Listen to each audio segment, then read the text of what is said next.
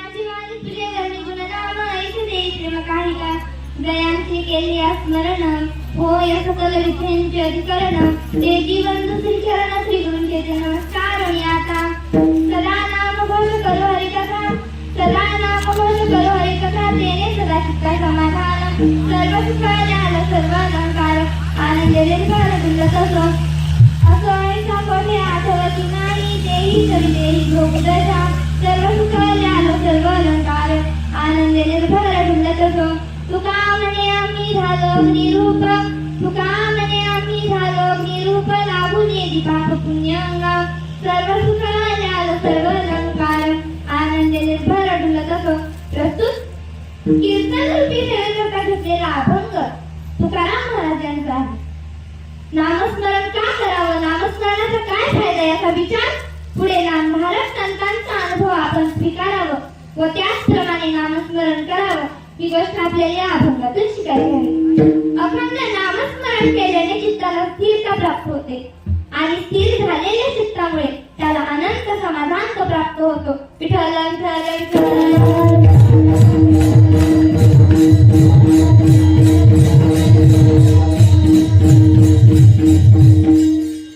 सेवा कशाबद्दल आहे सर्वांना माहित आहे. कल्पित आहात ज्ञात आहात तरी भक्त्याचं सांगणं अध्य कर्तव्य या नियमानुसार गेल्या अनेक वर्ष चालू असलेला हा अखंड हरिनाम सप्ताह आणि त्यातील सकाळच्या सत्रातील दुसऱ्या दिवसाची भगवान बाबांच्या पुण्यतिथीची कीर्तन रूपी सेवा माझ्या वाट्याला आलेली आहे.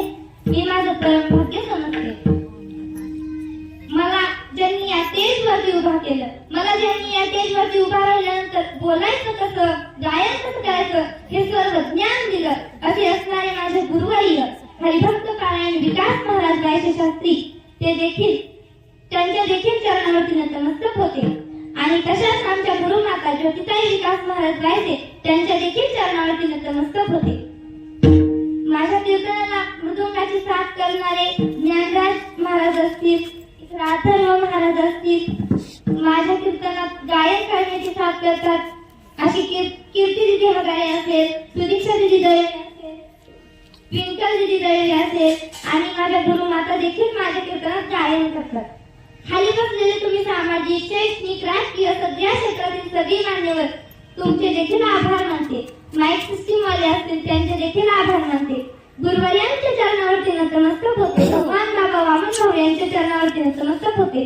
पंढरीत पांडुरंग परमात्म्याच्या चरणावरती नतमस्तक होते आणि सेवेला सुरुवात होते.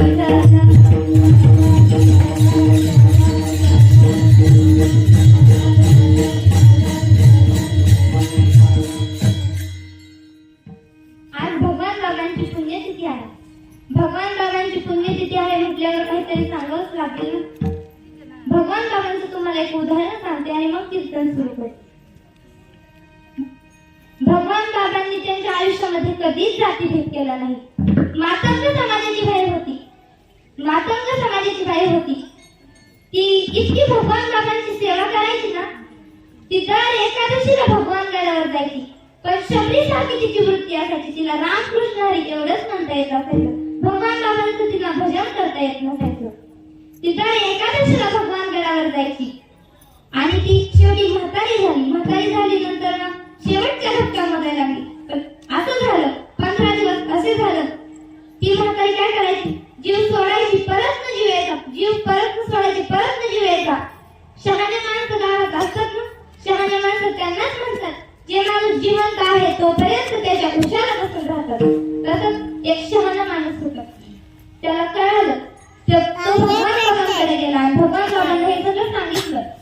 भगवान बाबा आणि त्यांची गंगा नावाची घोडी आले. मातंग समाजाची बाई होती. भगवान बाबांनी ती घोडी दारात सोडली आणि भगवान बाबा त्या बाईच्या उशाला जाऊन बसले. भगवान बाबा त्यांच्या उशाला जाऊन बसले. तिचं डोकं आपल्या मांडीवरती ठेवलं आणि भगवान बाबांनी तिच्या माय लहान लेकराच्या जशी डोक्यावरून हात फिरवते ना, तसं भगवान बाबांनी तिच्या डोक्यावरून हात फिरवला आणि एकच आवाज दिला, अगं चंपा, मी आलोय भगवान बाबा. तिने डोळे उघडले, टचकन तिच्या डोळ्यात पाणी आलं. भगवान बाबांना पाहताच तिने हात जोडले आणि त्यासाठी प्राण सोडला. ही ताकद माझ्या भगवान बाबांमध्ये आहे. तरी करंट कपाळाच्या समाजाने भगवान बाबांना सोडलं नाही हो.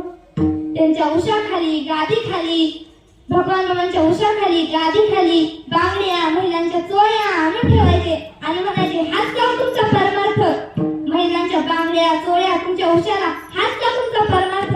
भगवान बाबांनी विचार केला, ज्या इंद्रियापासून आपल्याला त्रास होतोय ना, ते इंद्रिय जर आपण एक दिवस ठेवलं नाही तर. मग भगवान बाबांनी काय केलं?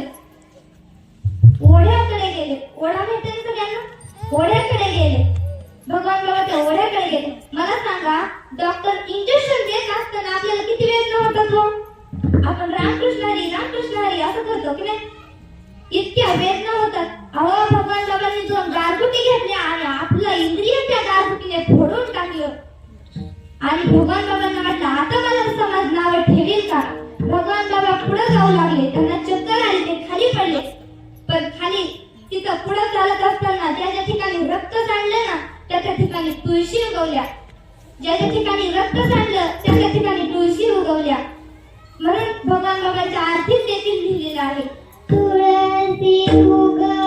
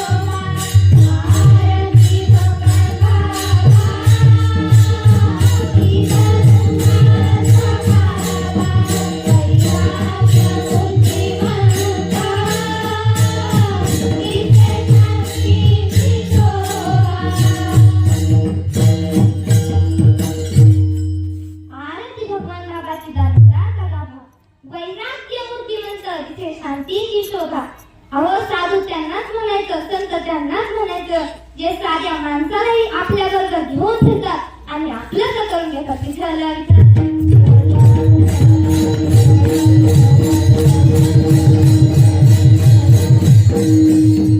आपले जे म्हणून प्रयत्न, ते सर्व प्रयत्न समाधान सुख प्राप्ती करीत आहेत. आपण जे मिळवतो त्याच्या पाठीमागे हेतूच हा आहे की आम्हाला समाधान मिळावं, शांती मिळावी, सुख मिळावं. परंतु ज्यांना समाधान मिळतं, शांती मिळते, सुख मिळते, त्याचं नेमकं ज्ञान आपल्याला नसल्यामुळे आपण जो समाधान प्राप्तीकरिता उपाय करतो तो समाधानाच्या दृष्टीने अपायकारक आहे. जेवढा आपण समाधान मिळवण्यासाठी प्रयत्नशील असतो ते सर्व प्रयत्न आपले असमाधानाला कारक ठरतात. संतांच्या दर्शनात ही एक गोष्ट आहे. संतांनी विचार आवश्यक असलेलं समाधान व्यक्तीला प्राप्त का ठरतं? त्यासाठी प्रयत्न आहेत, अपेक्षा समाधानाची आहे. आपण जर सर्वांकडे बघितलं तर समाधानी कोणी दिसत नाही.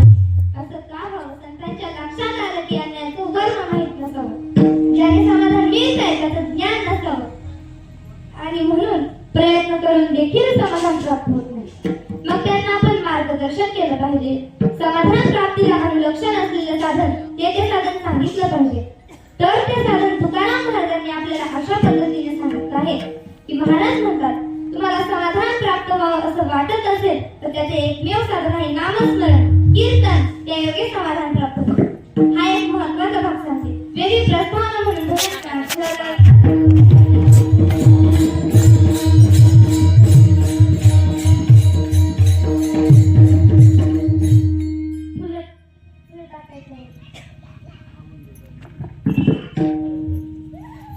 आता एक अभंग होईल आणि अभंग झाल्यानंतर आज भगवान बाबाची पुण्यतिथी.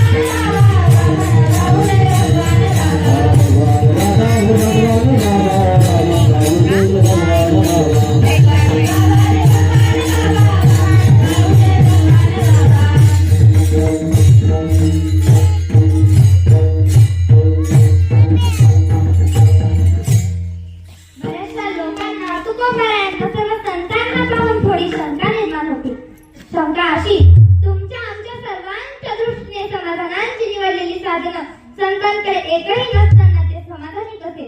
आणि तुम्ही आम्ही निवडलेल्या समाधानांच्या साधनांपैकी सर्व साधनं आपल्याकडे असताना आपण असमाधानी अशी शंका आहे. बऱ्याच अशी शंका आहे. विठ्ठल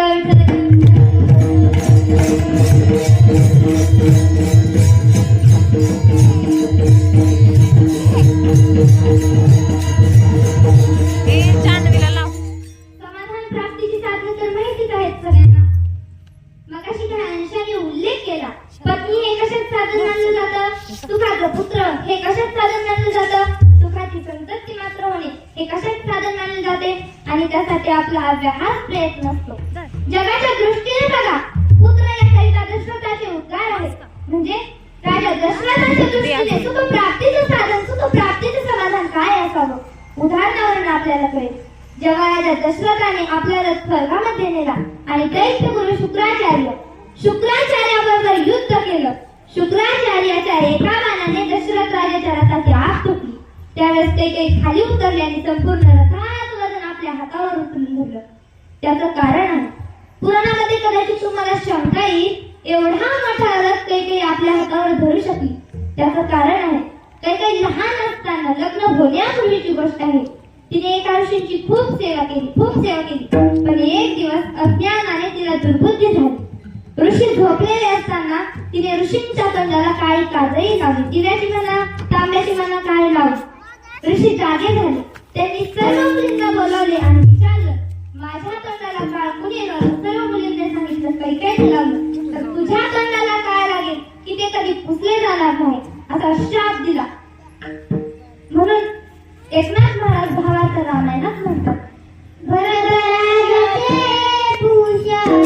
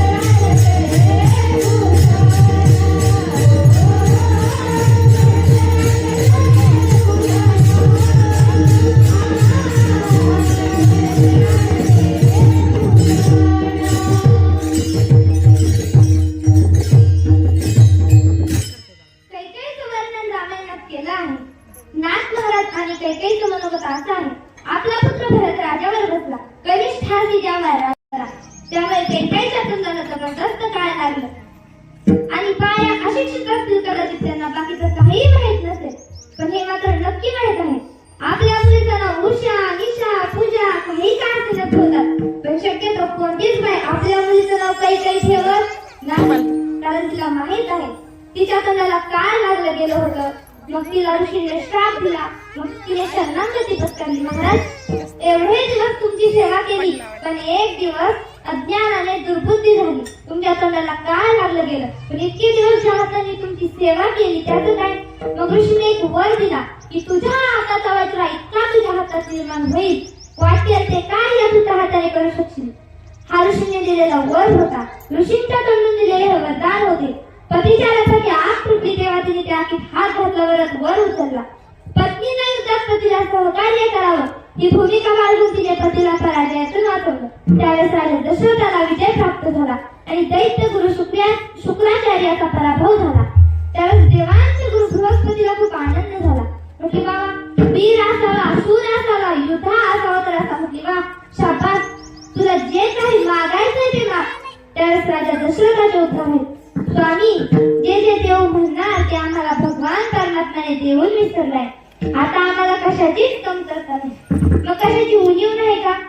त्यावेळेस राजा दशरथाचे उद्गार आहे, स्वामी न पुत्रा माझ्याकडे सर्व काही आहे पण संतप्ती नाही, आणि म्हणून पुत्रही तस्य मे राज्य सर्व दुःखाय कल्पते.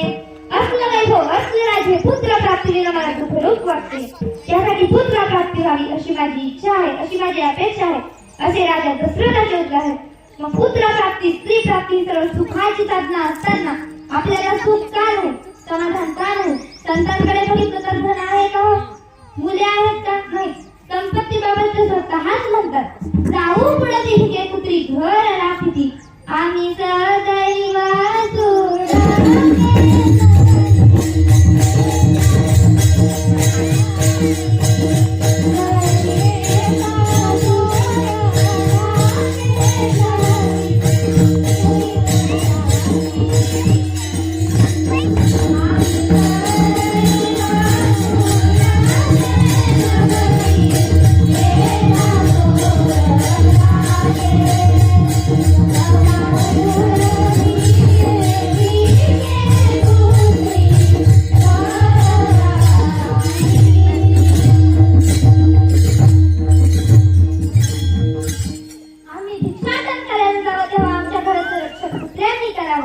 व्यावहारिक परिस्थिती संतांची मुखाशुद्धी तुळशी तळ तुका म्हणे मी दुर्बळ.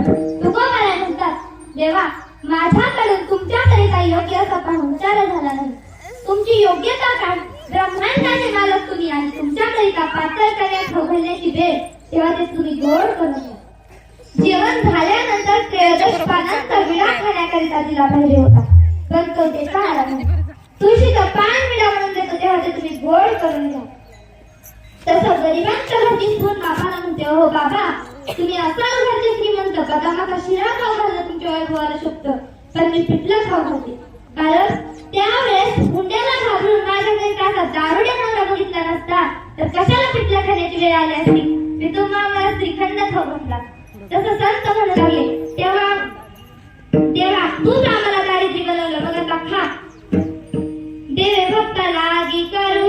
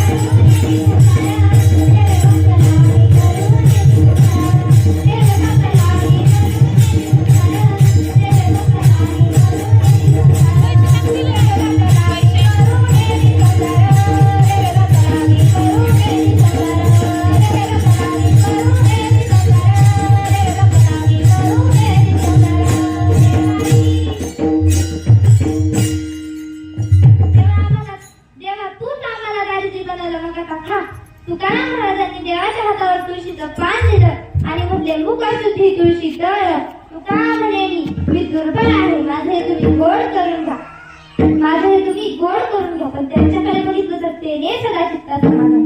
ज्ञानोबरांची जहागिरी किती होती हो? मी व्यावहारिक दृष्टीने सांगते, मी यावर इथं पैसा असलेल्या शहाण्याने त्यांना कमी समजता कामा नये. त्यांची जहागिरी किती होती हो?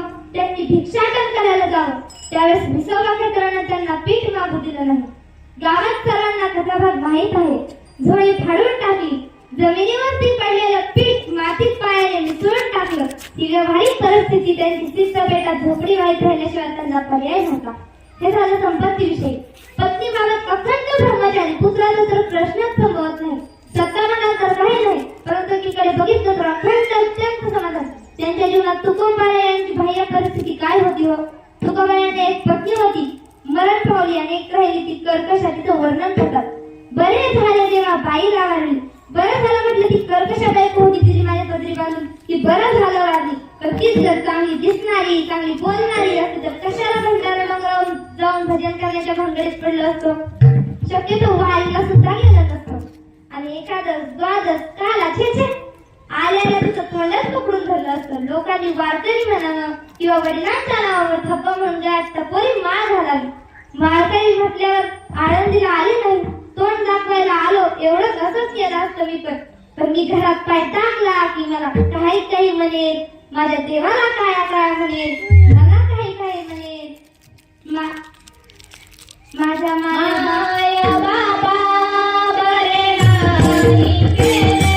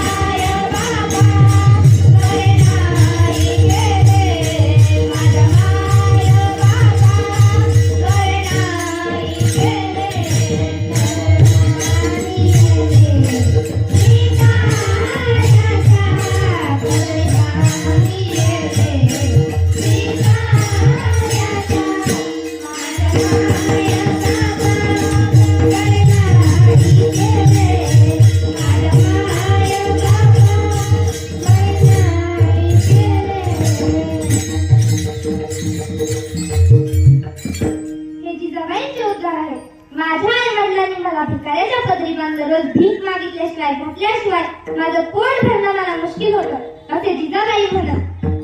मग जिजाबाईने जर शिव्या दिल्या तर तुकोबाराय भंडारा, भामचंद्र घोरड्या डोंगरावर जाऊन भजन करतात. त्यामुळे त्यांना समाधान मिळतं.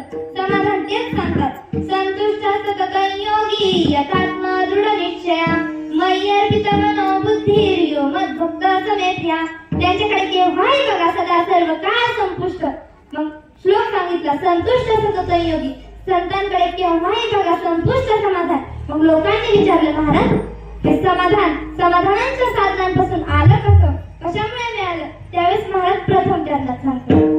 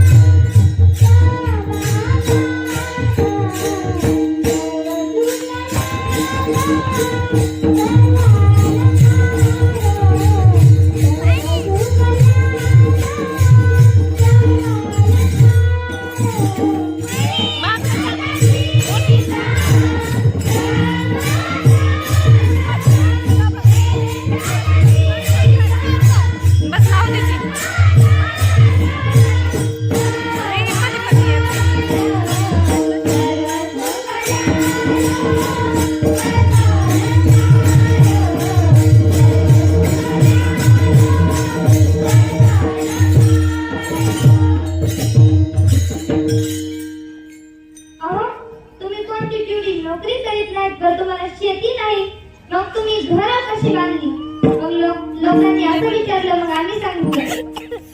सदा नाम घोषाने केले सदा चित्त समाधान. आम्ही सदा नाम घोष करतो त्यामुळे आम्हाला समाधान मिळतं. पण ते कसं मिळतं? आज समाधान उद्या असमाधान. समुद्रात पाणी असतं पण ओढ्या नाल्यातलं पाणी पावसाच्या पाण्यावर अवलंबून असतं आणि समुद्रातलं पाणी स्वयंभू असतं. समुद्रातलं पाणी स्वयंभू असतं. ज्ञानेश्वर महाराज वर्णन करतात, आड ओहळा पाणी आटे का म्हशीचे झुंज माजले. आड ओहळला असलेलं पाणी तो वाचतं ना, खळखळीत आवाज येतो. शेतातून माणसं घरी निघालेले असतात त्यावेळेस मध्यंतरी पाऊस पडण्याचा आवाज येतो. धो धो पाऊस येतो त्यावेळेस घोडे नाले भरतात. त्यावेळेस ते म्हणतात, थांबा थांबा पूर आला. पूर आला म्हटले थांबा. थोड्या वेळाने ओसरे दोघेही बसले. गप्पा गोष्टी झाल्या. तेवढंच त्यांना सुचलं की आपण एवढ्या वेळात चिरी मोडली असती तर लय बरं झालं असतं. चिरी मोडली असती तर लय बरं झालं असतं. मग एकाने ती चिरी घेतली, फुंकून स्वच्छ केली, दुसऱ्यांच्या मध्ये तंबाखू भरली आणि ती चिरमीला खाली गुंडाळतात ती साखळी असते ती म्हणजे बारीक तंबाखू जी असते ना ती आपल्या तोंडात जाऊ नये किंवा त्याची ती दक्षता म्हणून ती सौम्य वाळू घालून ती चिरमीला गुंडाळतात.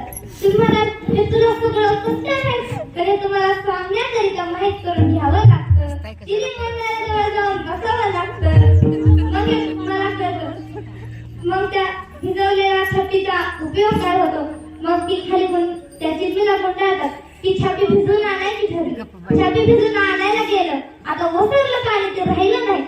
तसं तुमचं आमचं समाधान आहे. एकेकाळी ते पलीकडे जाऊ शकत नव्हते आणि एकेकाळी छापी भिजवायला देखील पाणी राहिलं नाही. पण तसं तुमचं आमचं समाधान आहे.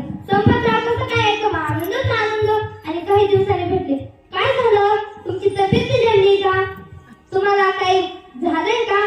असं म्हणतात. पण संतांचं समाधान ज्ञानेश्वर महाराजांनी ज्ञानेश्वरीमध्ये सांगितलं आहे. वाळशी हरिण सागरू जैसा जय नित्य निर्भरू तैसा निरुपचारू संतोषी जो समुद्र सांगितला आहे. अपूर्यमानमचलं प्रतिष्ठम समुद्रामापं प्रविशन्ति यत्. याप्रमाणे महात्म्यांचं समाधान समुद्राप्रमाणे आहे. तत्व कामाय प्रविशन्ति सर्वे प्रशांती माप्नोति न कामकामी. संतांच्या समुद्राचं पाणी घटत नाही आणि वाढत नाही, स्थिर आहे. तसं संतांचं समाधान स्थिर आहे. स्थिर आहे म्हणून तेने सदा चित्ता समाधान.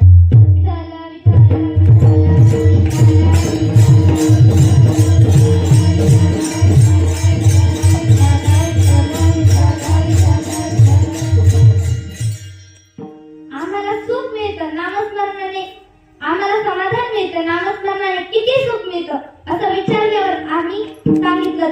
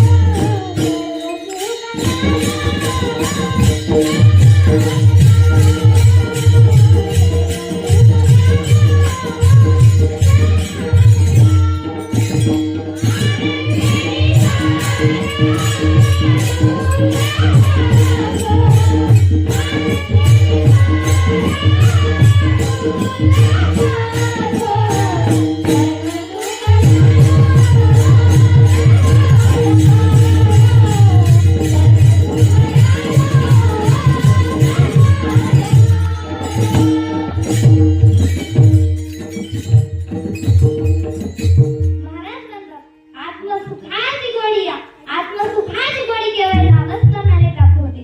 नामस्मरणाच्या योगाने काय मिळतं?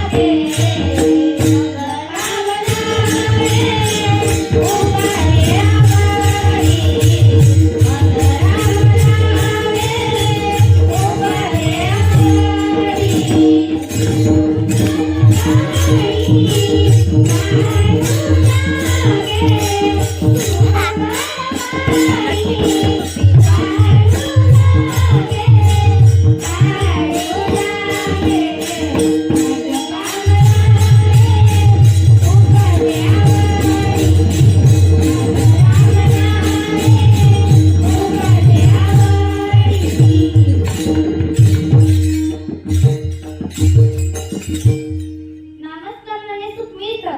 घडोघडी मिळणारं सुख नामस्मरणाने घडोघडी वाढू लागतं. नारद भक्ती सूत्रानुसार प्रतिक्षण वर्धमान असं म्हटले आहे. भक्तीचं जे सुख आहे ना ते आज आहे, उद्या त्यापेक्षा जास्त आहे, परवा त्यापेक्षा जास्त आहे.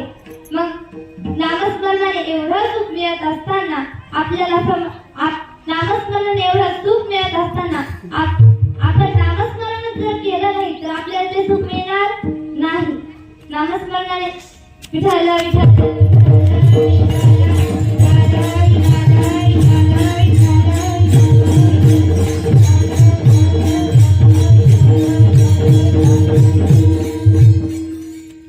नामस्मरणाने एवढं सुख मिळतं, प्रत्येक क्षणाला वाटतं.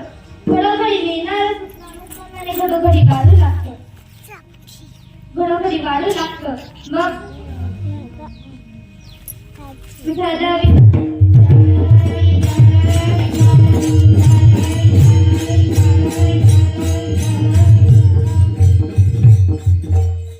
नामस्मरणाने एवढं सुख मिळतं. आपण नामस्मरणाने सुख मिळाल्यानंतर आपण त्या नामस्मरणामध्ये सुख मिळतं. आपल्याला त्या नामस्मरणामध्ये सुख मिळाल्यानंतर आपण त्या आनंदाने इतकं डुलतो, इतकं नाचतो. पण आपण जर डुलण्याचा प्रकार विचार जर केला तर अशी जर व्याख्या केली तर ती शोकांची का ठरेल, सर्वांगीण सत्य ठरणार नाही. डुलण्याचे सर्व प्रकार डोळ्याकडे आणा. आमच्या इकडं ना 4-5 वाजल्यानंतर बरेच काही डुलतात. ज्याच्या अंगात देव भूत वगैरे येतं तोही डुलतो, झोप लागली नाही डुलतो. आणि नंतर ना ब्रह्मानंदात मग्न होऊन देव सुद्धा डुलतात. देव डुलतात पण त्या जीवनाचा आनंद घेत डुलतात. आनंद या जीवनाचा सुगंधा परिमळावा.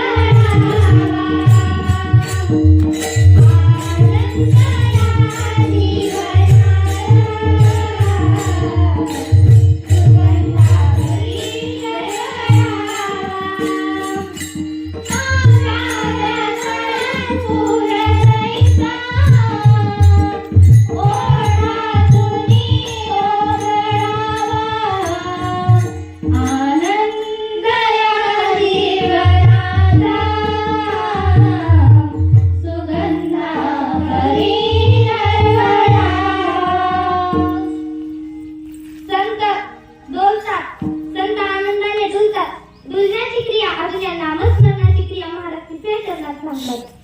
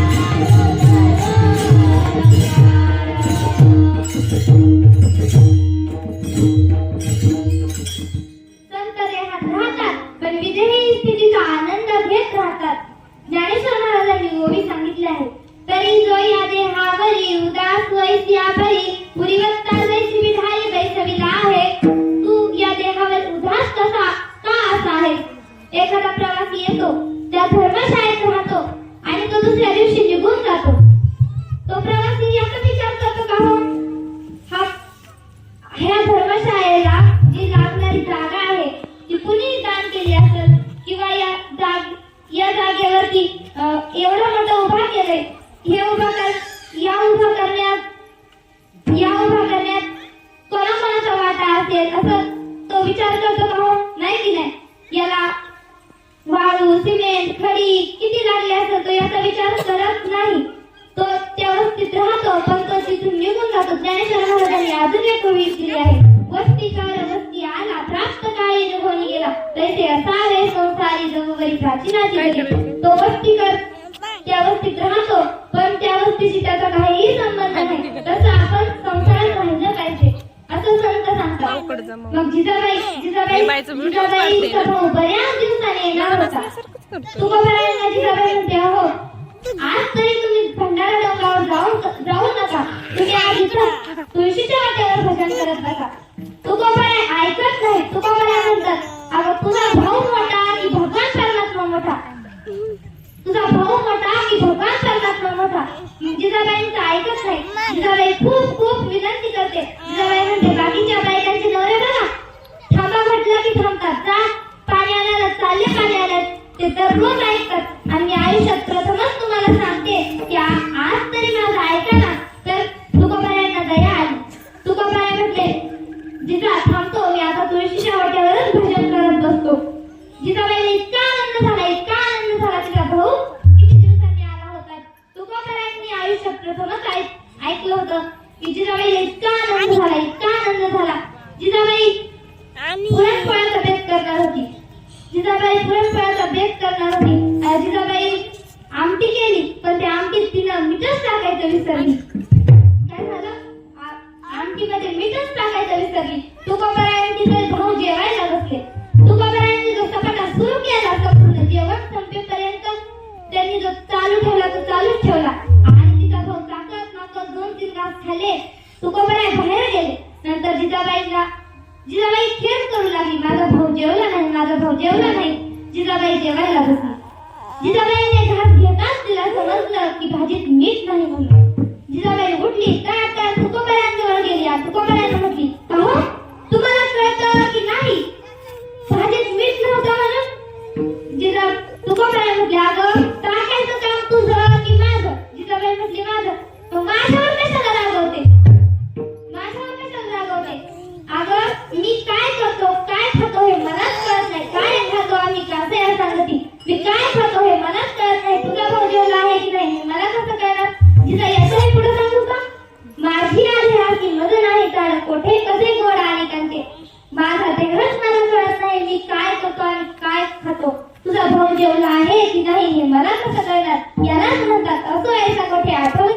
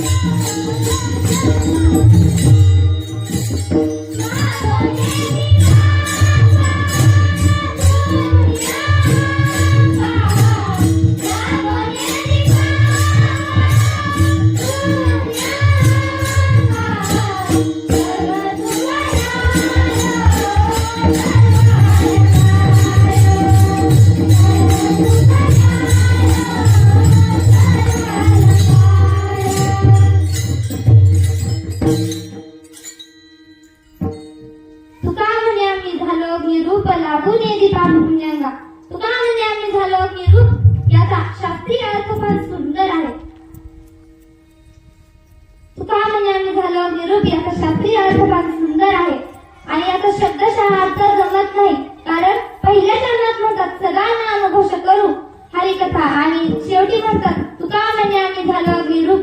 जे सदा नाम घोष करतात ते अग्निरूप समजायचे कसे आणि जे अग्निरूप आहेत ते सदा नाम घोष करतात का? म्हणजे आता शब्दशः अर्थ इथं जमत नाही. मग ज्ञानालाही अग्नी म्हटलं आहे आणि नामालाही अग्नी म्हटलं आहे. ज्ञानाला अग्नी का म्हटलं आहे? नामाला अग्नी का म्हटलं आहे? नामस्मरण केल्याने पाप जळतं म्हणून नामाला अग्नी म्हटलं आहे. तर कशाने जळतं? नामाने, म्हणून नामाला देखील अग्नी म्हटलं आहे. तुम्हाला सगळ्यांना वाल्या कोळी माहिती आहे ना? वाल्या कोळी तो इतकं पाप करायचा दर दिवस इतकं पाप करायचा, जे कोणी पण त्या वाटावरून जाईल ना त्याला थांबवायचा. तो इतकं पाप करायचा, माणसं मारायचा. त्याचे किती 7 रांजण भरले होते. एक माणूस मारला की एक खडं टाकायचं, एक माणूस मारला की एक खडं टाकायचा, असे 7 रांजण भरले होते. आणि तो असाच एक दिवस वाटावरती गेला आणि नारद मुनी त्या वाटेने चालले होते. नारद मुनींना त्यांनी अडवलं आणि म्हटलं तुझ्याकडे जे काही आहे ते मला देऊन टाक. नारद मुनी म्हटले माझ्याकडे काहीच नाही, तुला काय देऊ? पण नारद मुनी म्हटले होय रे, जे दररोज जे काही तू पाप करतोय त्या पापात तुझं घरचं कोणी वाटेकरी आहे की नाही? वाल्या कोणी म्हटलं का नसतं, सगळेच जण आहेत. नारद मुनी म्हटले एकदा विचारून तर बघ, एकदा घरी जाऊन विचारून तर बघ. वाल्या कोणी म्हटलं हा तुम्ही लय शहाणे, मला घरी लावणार आणि तुम्ही इथून निघून जाणार. नारद मुनी म्हटले तुला तसं काही वाटत असेल तर मला या झाडाला बांधून टाक. म्हणजे एकदा का संतांची संगती प्राप्त झाली तर संतांना बांधण्याचा अधिकार देखील आपल्याला प्राप्त होतो. बांधून टाक म्हटले. नारद मुनींना बांधून टाकलं, घरी गेला. आई बाबांकडे गेला. आई बाबांना म्हटला आई बाबा मी जे काही दररोज पाप करतोय त्या पापात तुम्ही वाटेकरी आहात का? आई बाबा म्हटले आम्ही कसं काय असू शकतो त्या पापात वाटेकरी? तुला लहानाचं मोठं करायचं का आमचं होतं. आता तू मोठा झाला, आता आम्हाला मर्यापर्यंत सांभाळायचं का तुझं आहे. मग आम्ही त्या पापात कसे वाटेकरी असणार? वाल्यामुळे 25% पंक्चर झाला. परत मुलांकडे गेला. मुलांना म्हटला कारण मी जे काही दररोज पाप करतोय त्या पापात तुम्ही वाटेकरी आहात का? मुलं म्हटले बाबा तुम्हाला आम्हाला जन्माला घालून जर आम्हाला पापच द्यायचं होतं तर आम्हाला जन्माला कशाला घातलं? वाल्यामुळे 50% पंक्चर झाला. हक्काचं ठिकाण कोण? बायको. तो बायकोकडे गेला आणि बायकोला म्हटलं का ग मी जे काही दररोज पाप करतोय त्या पापात तू वाटेकरी आहेस का? बायको म्हटली अहो मग मला लग्नाच्या आधीच सांगायचं ना की लग्न झाल्यानंतर तुझ्या डोक्यावरती पाप घ्यावं लागणार आहे म्हणून. आई एवढं बोलते आणि ती आतमध्ये जाते आणि विंचू चावला असं करत बाहेर येते. म्हणजे खूप वेदना होत आहेत, याच्यातल्या थोड्या वेदना तुम्ही घ्या ना. वाल्याकडे म्हटला अगं तू काय जरा येडीस की काय? तुझ्या वेदना मी का घेऊ? मग वाल्याची बायको म्हटली तुमचं पाप मी का घेऊ? वाल्याकोळी 100% पंक्चर झाला. वाल्याकोळी नारद मुनींकडे गेला आणि डायरेक्ट त्यांच्या पायावर दंडवत घातला. श्री संतांची माथा चरणावरील साष्टांग हे करी दंडवत घातला. त्यांना सोडलं आणि म्हटले मी जे काही दररोज पाप करतोय त्या पापात माझं घरचं कुणीच वाटेकरी नाही, आता मला याच्यातून मुक्त करा. नारद मुनी म्हटलं तू फक्त एकच कर, राम राम एवढंच म्हण. वाल्याकोळी म्हटला तुम्ही जे काही मला सांगताय ना ते मला म्हणता येत नाही. मग नारद मुनी म्हटले याच्यासारखे तुला काही शब्द म्हणता येत असतील की? मग वाल्याकोळी म्हटलं येतं ना, मरा आणि मारा एवढंच दोन येतात. मरा आणि मारा एवढंच दोन येतात. मग नारद मुनी म्हटले मरा एवढंच म्हणतो काय? मरा राम म्हणता राम म्हणायला लागला आणि वाल्याचा वाल्मिक ऋषी बनला. ही ताकद नामस्मरणात विठ्ठल.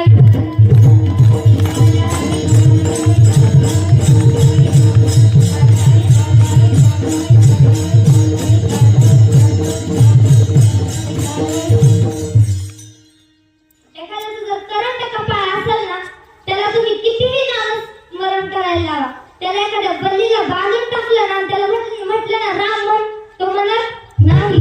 त्याला काहीही केलं तरी तो राम म्हणत नाही. असंच एका घरात मुलं आस्तिक होते आणि बाप नास्तिक होता. मुलांचा गीतेचा अभ्यास झालेला होता. मुलांना माहित होतं 8व्या अध्यायात 5वा श्लोक सांगितला आहे अंतकाल्याचे मामे स्मरण मुक्तावलेलं या प्रयाती संमत भाव याती नास्तिक संशया मरणी जे आठवे तर त्याची गतीची पाळे मरणाच्या टाइमला जर देवाचं नामस्मरण केलं ना तर देव आपल्याला त्याच्यामध्ये सामावून घेतो किंवा त्याच्या चरणाजवळ जागा देतो. हे मुलांना माहित होतं. ते बाबाला म्हणायचे, बाबा म्हणा ना रामकृष्ण हरी, बाबा म्हणा ना रामकृष्ण हरी.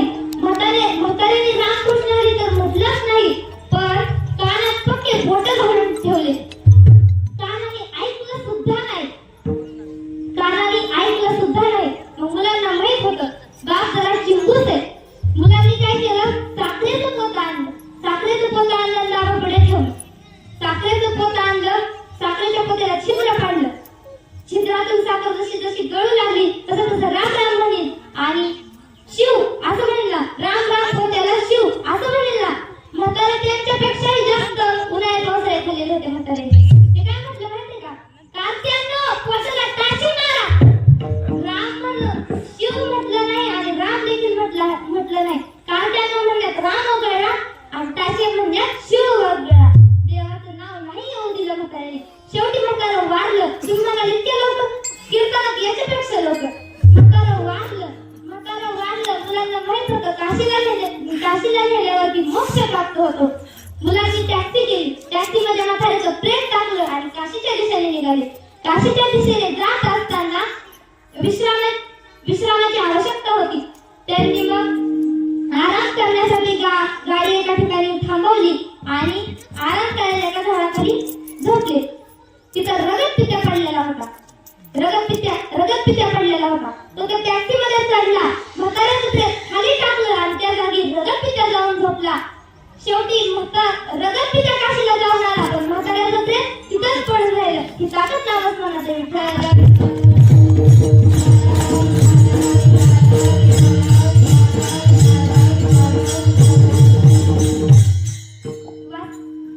लागून पाप पुण्यांगा याचा शास्त्रीय अर्थ देखील खूप सुंदर आहे. वास्तविक विहित कर्म केलं तर पुण्य लागतं आणि निश्चित कर्म केलं तर पाप लागतं. कर्माचे दोन प्रकार आहेत, एक सहहेतुक कर्म आणि दुसरं निर्हेतुक कर्म. हेतू ठेवून केलेलं कर्म पाप पुण्याला प्रसवू शकत नाही आणि गीतेत देखील सांगितलं आहे, सर्व कर्म फल त्यागम ततः कुर्यात आत्मवान. अर्जुना, भगवान म्हणतात, अर्जुना वेरूच्या झाडाला फळे कसे येतात ना? लाल, गुलाबी, पिवळे, जांभळे, आकाशी, निळे असे काही येतात का? तर नाही, तसे काहीच येत नाहीत. हा प्रश्न चुकीचा आहे. मग कसं? काही लोक म्हणतात महात्मा गांधी म्हातारपणी केसांसाठी कोणता कंगवा वापरायचे किंवा कोणता तेल वापरायचे असं म्हणतात. अहो, महात्मा गांधींना केसच नव्हते. हा प्रश्न चुकीचा आहे. मग याला उत्तर कुठून असणार? मग वेळच्या झाडाला फळच नाहीत. अर्जुना फल त्यागू आवडे की रस लगू परियोगी माझी योग उतरे हा किंवा येणे फल त्याग सांडे ते कर्मन विरुडे एकाची वेळू झाडे गांजे जैसी. वेळूचं झाड वाढतं फला वाचून, तसं महात्मांचं कर्म होतं पण फळा वाचून. तुका म्हणे आम्ही झालो अग्निरूप लागून ये दीपा पुण्यांग सर्व सुखाले आलं सर्व अलंकार आनंद निर्भर डुलं. तसं आपण शुद्ध भगवंताचं नामस्मरण करू.